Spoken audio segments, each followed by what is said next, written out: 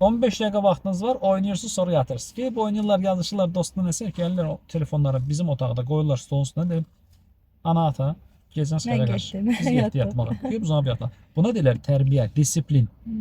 Hansı halda ki, razılaşmış şəkildə bir tərəf öz öhdəliyini pozursa, qarşı tərəfdə ona qarşı hansısa bir cəza tətbiq edilir. Bəli. Döymək yox. Güclə Cəza alınmaz. qəti hər şəkildə hansı bir alınmaz. məhdudiyyətin yaradılmasıdır. Yəni telefon bir də verilməyə bilər. Nə bilim PlayStation söndürülə bilər. İstirahətə getməyə bilər və yaxud digər məsələlər hansılar ki, uşaq üçün önəmlidir. Elə bu mövzu ilə bağlı bizim açıq qruplarımız da var, amma valideynlər üçün ayrıca uşaq psixologiyası kursuna da başlamaq üzrəyik. Hə, belə bir planımız Belə var. bir planımız var. A'dan Z-yə kimi uşağın anadan olmadan öncə nədən hazırlaşmaq lazımdır, kimin travmaları var, Hər kimin yaşa öz uyğun olmayan təfəkkürü varsa, o təfəkkürün üzə çıxarılması və onun anormal olduğunu özü görməlidir və necə zərər verə bilər həm özünə gələcəkdə, həm də övladına münasibətdə.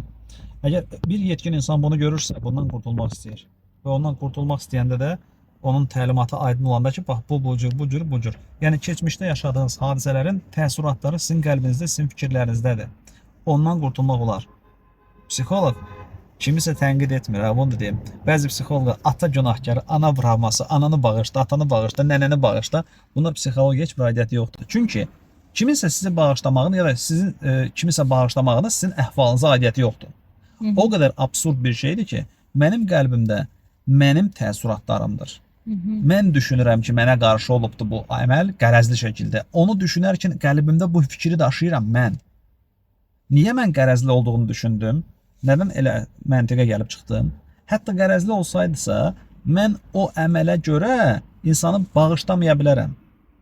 Amma o əmələ görə özümü günahlandırmaya bilərəm, yaxud özümü hansısa bir qüsurlu biri olduğumu düşünməyə bilərəm. Günah məndə deyildi ki, mənə qarşı kimsə kobudluq tətbiq elədi. Yox, o insanın tərbiyəsidir. Bu cür təfəkkürü dəyişərkən insan o keçmişdə olan hadisələrin təəssüratlarından azad ola bilir. Öz qəlbində bu azadlığı tapırsa, bugünkü həyatını sərbəst yaşaya bilər. Ürəyindəki o qarmaqları qopardıb atır kənara sanki və ürəyi olur sərbəst.